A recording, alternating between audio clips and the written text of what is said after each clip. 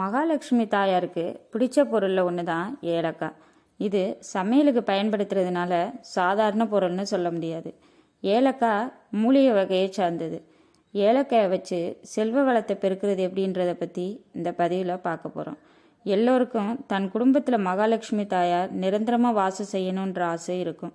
பணம் சம்பாதிக்கிறது கஷ்டம்னா அதை விட பணத்தை நிலைக்க வைக்கிறது அதை விட கஷ்டம்.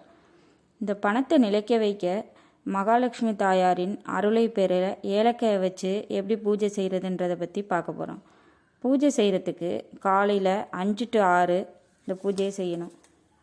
54 இல்லைன்னா 108 ஏலக்காய் எடுத்து ஊசி நூலில் கோத்து மாலையாக செய்யணும். இது சுவாமி படத்துக்கோ இல்லைன்னா சிலைக்கோ போடலாம். விளக்கில் 5 முகத்துக்கும் தீபமேற்றி மனதார வழிபடணும். தெரிஞ்சால் தீபம் ஏற்றும்போது மகாலட்சுமி ஸ்லோகத்தை சொல்லலாம்.